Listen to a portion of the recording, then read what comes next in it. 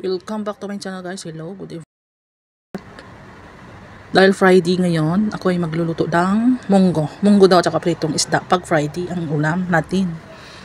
Natutunan ko rin doon sa Maynila noon. Sabi nila, pag Friday, munggo daw ulam. Tsaka pritong isda. Kaya try natin magmunggo at saka pritong isda.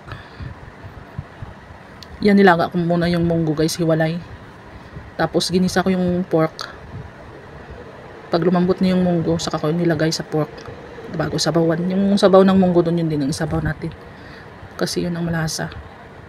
Tapos ang lalagay kong gulay dyan guys is kangkong. Ayan, kangkong na maraming kangkong yan. Konti lang sabaw ko kasi ayaw ko ng maraming sabaw sa munggo. Gusto ko yung malapot lang. Kayo guys, pag sa munggo, gusto niyo ba maraming sabaw? Ako hindi, ayaw ko ng marami. Gusto ko lang yung tama, sakto lang siya ba. Tapos ganyan, ang dami niyan munggo, ay ang dami niyang ano guys. Dalawa lang kami ni ate kakain. Pero dalawang beses namin kainin. Ang dami niyan, di ba? Puno yung kawali. Pag maluto na yung ano kasi kangkong, kunti na lang. Kunti na lang yan. Kaya iyan. Takpan natin ng saglit lang guys kasi 3 minutes luto na yun siyang kangkong. Wag masyadong overcook. Kasi hindi mo sarap pag overcook. Half lang siya. Yan, ganyan lang. Tama na yun siya. Okay na yun. Pag kumulo, okay na yun siya. Tikman natin kung ano lasa. Shout out sa laging nagsusupport sa aking mga channel. Guys, salamat ng marami. Always, thank you. God bless sa ating lahat.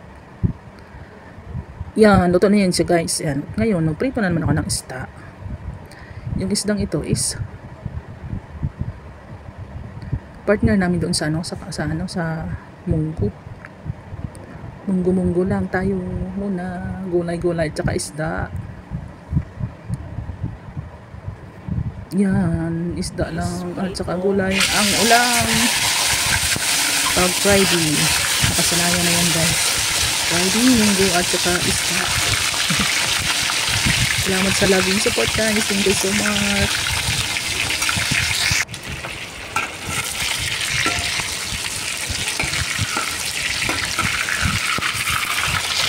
Yan, ito na yun siya guys.